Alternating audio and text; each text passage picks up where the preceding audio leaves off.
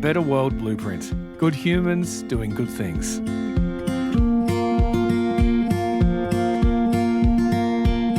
Read the headlines and you'd think kindness is in short supply, even though it's meant to be the season for it. But beyond the noise, there are always people leading with generosity. They're rolling up their sleeves and changing lives. And this podcast is where you'll hear their stories. I'm Siobhan Hunt. Welcome to A Better World Blueprint. Toxic masculinity. Over the past decade or so, it's been getting more attention, particularly since the Me Too movement took off in 2017. But running parallel to this, we have a big problem. Suicide is the leading cause of death for young men in Australia. DeMamiel is trying to change this awful statistic. He co-founded Boys to the Bush to create connection and meaning for boys. This is my chat with DeMamiel, CEO of Boys to the Bush. Hello, Adam, and welcome to A Better World Blueprint. Thanks, Siobhan. Thanks for having me on. It's a pleasure. Now, I'm wondering what led you to this work. I know that you trained as a teacher. Was it through your work teaching that you discovered this need to support boys, or what happened to fire this up? Yeah, you're right, it did, but I think it probably started even earlier. Like my childhood and upbringing probably led me to this, as well as the other co-founders lived pretty similar kind of childhoods. Each of us were brought up in families where our parents did a lot for other people and saw the joy giving to other people brings. I think that's kind of where it started, and it's probably what led each of us to teaching in many respects. For me personally, I went into teaching, but I was always teaching. My major was in special needs and running a behaviour unit. So that very much led us to setting this up, is that I could see a lot of the young fellas that I was teaching with in the behaviour unit. I could see how the system kind of was letting them down, and I was fortunate enough to be able to create some programs which were only a really little part of what I was doing in teaching, but was having a massive impact. And that's what this was born from, I guess, is that little bit that we could do in the confines of the education system that had such great benefit for these kids. It's changed so much since then, but that was kind of what kicked it off, yeah. Can you tell me a bit more about those gaps that you saw when you were in the education department that you were addressing with those programs? What was it that was actually missing that you saw boys needed? And this is not all kids, but certainly the kids I was dealing with, they were lacking a connection to something, and they are often kids brought up in an environment where connection and to the community and to other people wasn't there, and often the messaging wasn't there at home that they needed. Sometimes it was, but often it wasn't. And I think for these kids, you know, I say it all the time, but learning about the pyramids and Pythagoras and Romeo and Juliet wasn't at the top of their agenda when, you know, they may not have been fed or didn't know where they were sleeping that night. And so my focus was very much around all the other stuff. And what we were implementing for these kids was about opportunities for them to do good and to get a pat on the back for whatever it might be, really little stuff. And that's just something that they craved and so foreign to them, because the way the system is set up is it often points out all the stuff they can't do. There's so much other stuff going on in their life that they need to get right before they can focus on all the other stuff that most kids can readily or focus on straight away. So for me, for us, it was very much about those gaps and giving kids an opportunity to connect with us. And often their connection with school or police or authority was such a negative relationship, and we were building a really positive relationship with these kids because of the opportunities we were providing for them.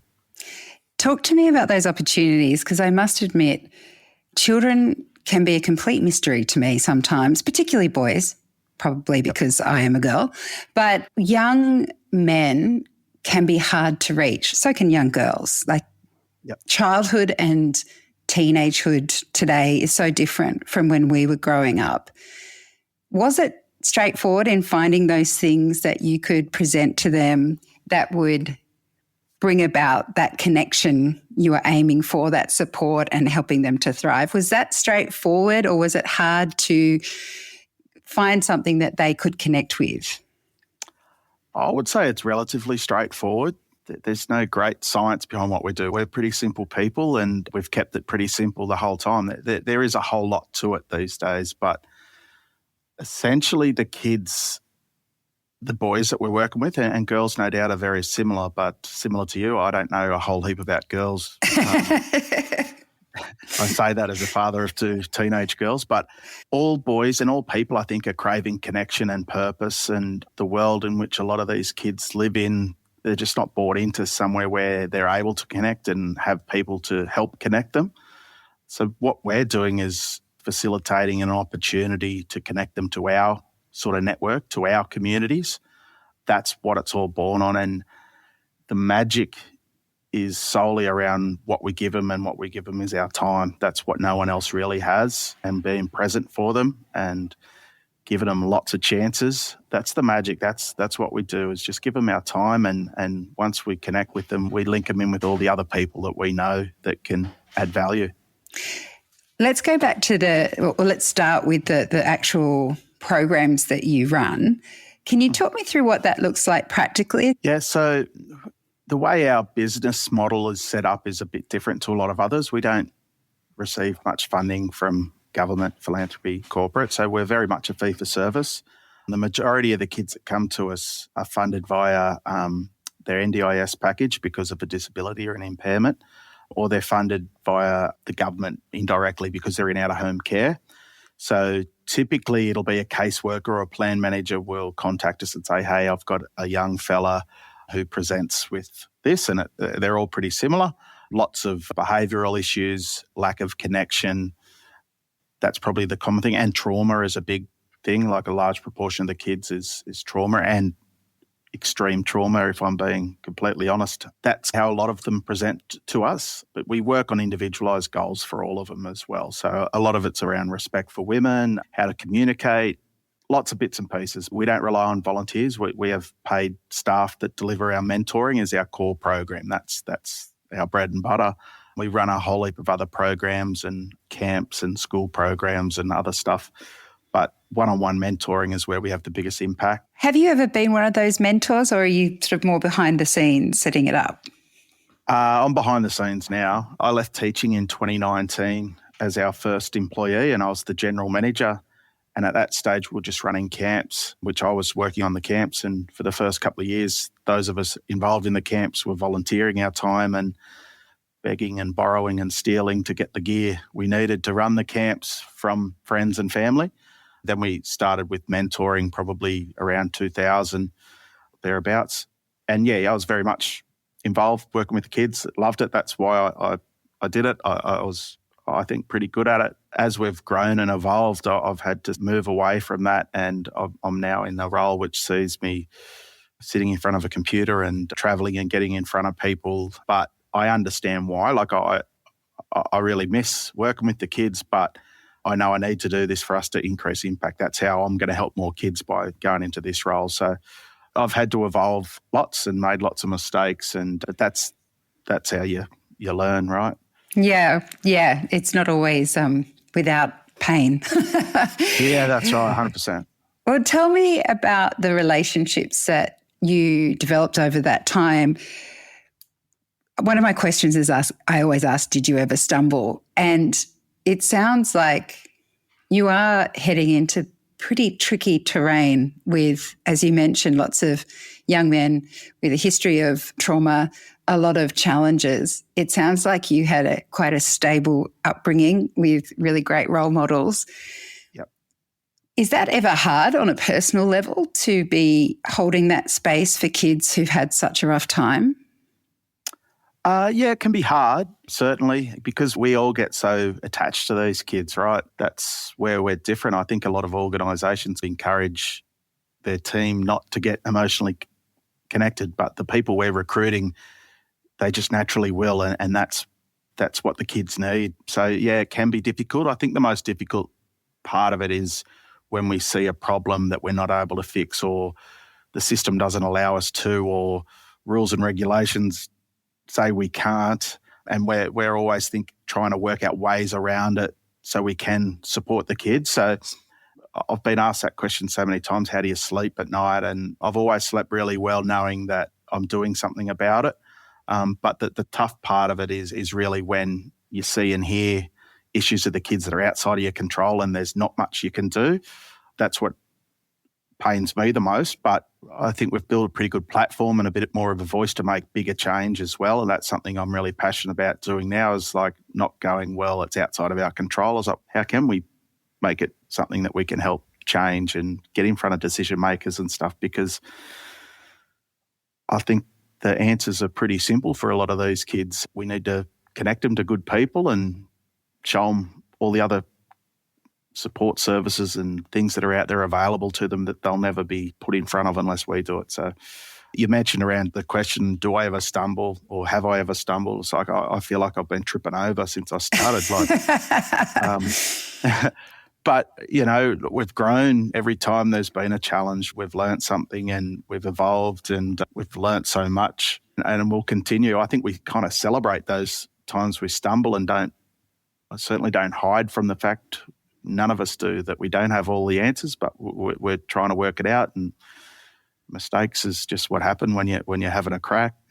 Do you think that's part of what makes it easier to stumble, is knowing what your North Star is, and that stumble was in aid of something you're trying to get somewhere? And so therefore, you know, if you make a mistake, it's like, well, it's just a lesson learnt.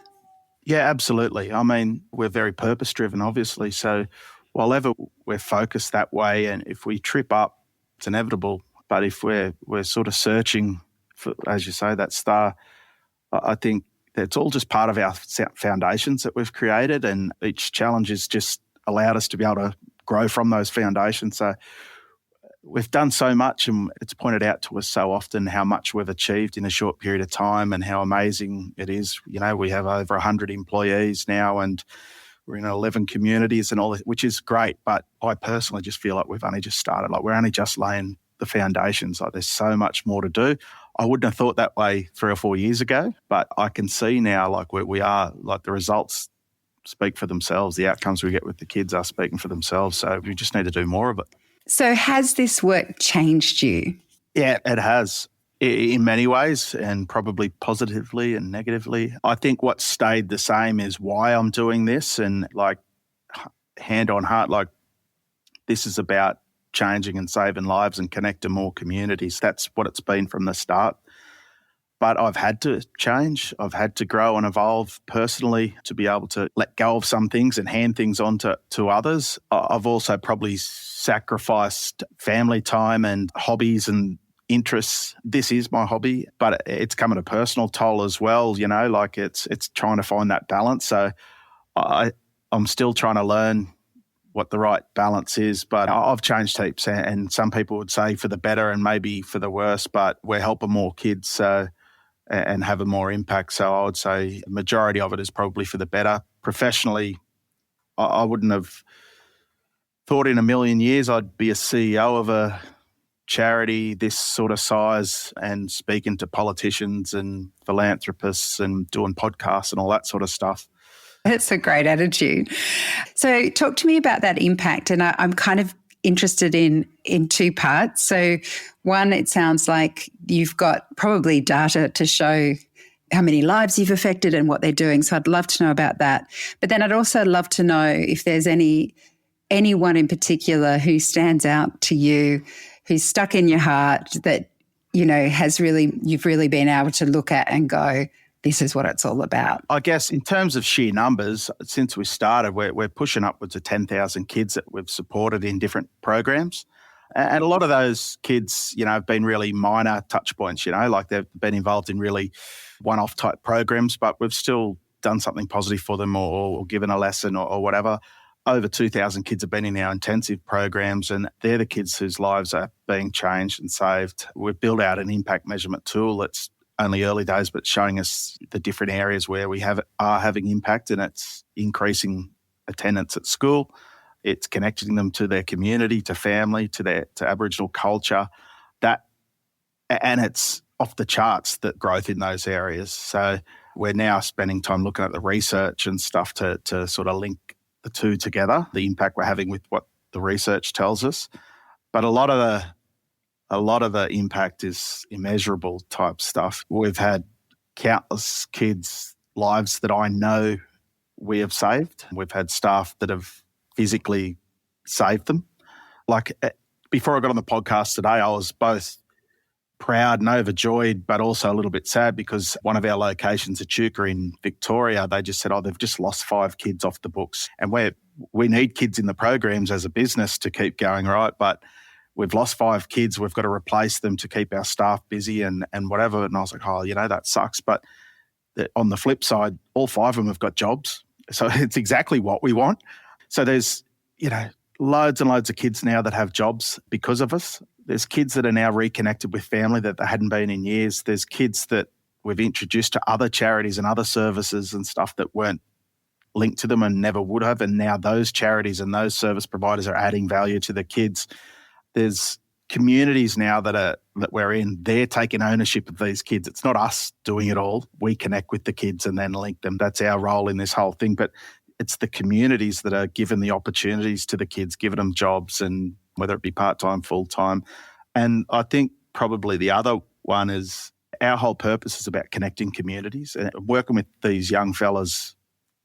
That's the vehicle to connect in the community. And we've changed that purpose to connecting communities more recently, because the feedback and phone calls we're getting from the communities is around how much it's doing for the people that are getting involved. So farmers' lives that are now, because of mental health, and it's been passed on, that it's saved their life being involved in supporting these kids, or tradies or whoever it is. Like, it's full circle, and communities are absolutely craving opportunities to be connected. We are very disconnected in society these days, I feel, and people love that opportunity to be a part of something. And lots of us were fortunate enough to be connected and part of a footy club or a school group, or connected to their family. Lots of people aren't, unfortunately, and that's just because of circumstance and that birth lottery.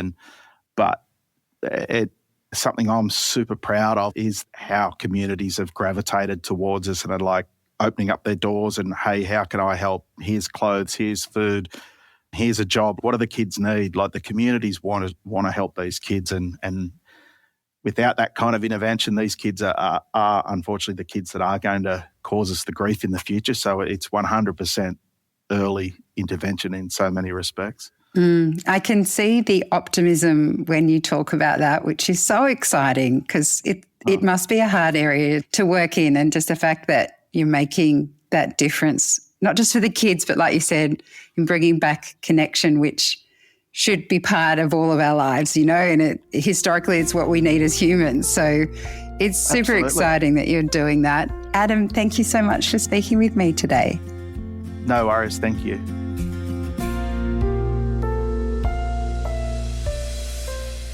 Adam DeMamiel, CEO of Boys to the Bush. If you'd like to find out more about Boys to the Bush, you'll find links in the episode notes. I'm Siobhan Hunt. See you on the next episode of A Better World Blueprint.